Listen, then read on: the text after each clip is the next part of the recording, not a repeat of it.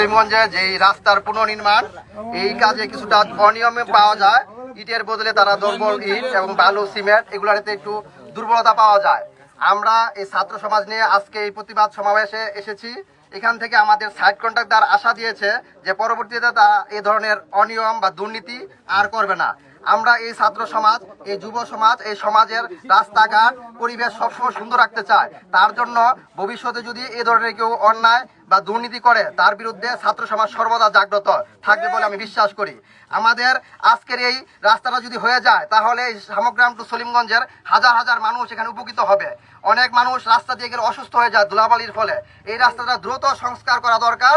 এর জন্য আমি ঊর্ধ্বতন প্রশাসনের কাছে দৃষ্টি আকর্ষণ করছি এবং সবাইকে ধন্যবাদ জানাচ্ছি আজকের এই প্রতিবাদ সমাবেশে যোগদান করার জন্য। বাংলাদেশ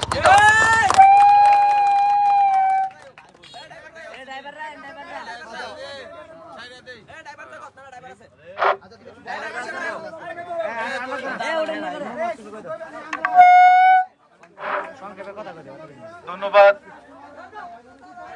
শ্রীগড় গ্রামের সর্বস্তরের জনগণকে এই মানববন্ধনে অংশগ্রহণ করার জন্য।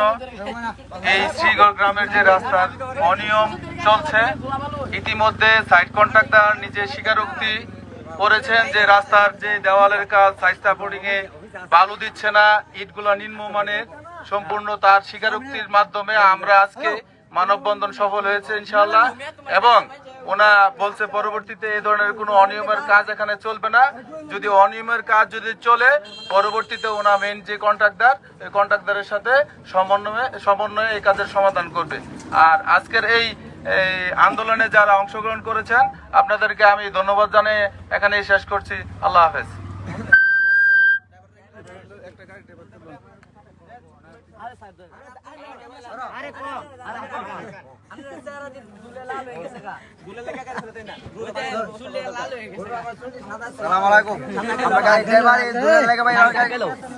দুলের লেগায় চালাতে পারি না ভাই, অত্যন্ত দুলের লেগায় চালান জানা এবং সে সারাদিন দুলের মেয়ে তাউন লাগে। অতিনধিক পানির দরকার ভাই।